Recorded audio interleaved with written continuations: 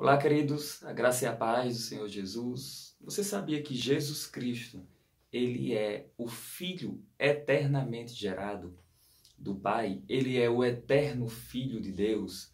Ele é o Filho sem igual, incomparável, aquele que é o Filho único. Deixe-me explicar um pouco sobre isso.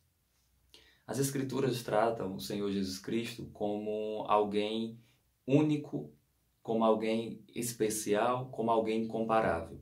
Em que sentido?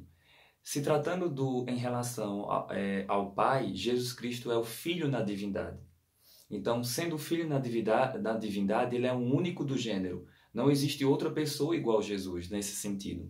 Então, quando a Bíblia fala que Deus enviou o seu único Filho, o seu unigênito, isso quer dizer que Jesus ele é o Filho eternamente gerado. Essa expressão eternamente gerado é uma expressão utilizada na teologia que ela é misteriosa. O que ela quer dizer, o que ela não quer dizer é que o Filho teve um início, de forma nenhuma, porque o termo eternamente nos mostra que sempre existiu. Ela não quer dizer que o Filho é inferior ao Pai em essência, de forma nenhuma, porque a mesma natureza do Pai é a natureza do Filho, como também a do Espírito. Essa expressão não quer dizer que Jesus ele tem esse início, ou que houve um tempo que o Pai não era Pai, ou que o Verbo não era Verbo, não existiu. Não, essas são concepções condenadas já em vários concílios e classificadas como heresia. Porém, quando se fala que Jesus é o eterno Filho de Deus, o incomparável Filho de Deus, o Filho que tem a geração eterna, ou a eterna geração do Filho, isso quer dizer, basicamente, que Jesus é único na sua espécie. E não me entenda mal, mas é possível existir uma outra pessoa que recebe o título de filho, mas não ser filho como Jesus. Eu explico, veja só. A Bíblia fala que Jesus ele é o primogênito dentre muitos irmãos. A Bíblia também fala isso. Uma verdade não anula a outra. Isso quer dizer que em relação a nós, Jesus ele é o primeiro de muitos irmãos, porque a partir de Jesus nós conhecemos Deus o Pai e nascemos de novo e fomos e recebemos a natureza de Deus e fazemos parte da família de Deus. Porém, se tratando de Jesus em relação ao Pai, à divindade, Jesus ele é o Filho sem igual, o Filho na divindade, o Filho eterno de Deus. Veja se não é assim. Eu vou dar um outro exemplo aqui. A palavra do Senhor fala que Abraão ele teve um filho antes de Isaac. E o nome desse filho é Ismael, como todos vocês devem saber.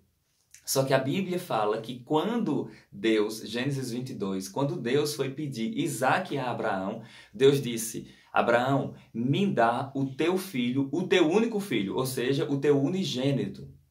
Ele diz, Isaac é a quem tu amas. Veja, o único filho, ou o primeiro filho que Abraão tinha, não era Isaac, era Ismael. Mas por que Deus se referiu a ele como o único filho? Porque ele era o filho da promessa, ele era o filho, o único do gênero, o único daquele tipo. Então, quando a Bíblia fala que Jesus é o único filho de Deus, quando a Bíblia fala que Jesus é o unigênito do Pai, quando a Bíblia fala isso, isso quer dizer o quê? Que ele é o único da sua espécie. Não quer dizer, não entendo de uma forma natural, como se falasse que Jesus tivesse um início. Não. Isso quer dizer exatamente conforme muitos tradutores têm feito isso em muitas Bíblias, Jesus é o Filho único, ou o Filho incomparável. Nesse sentido, ele é incomparável em relação à sua divindade.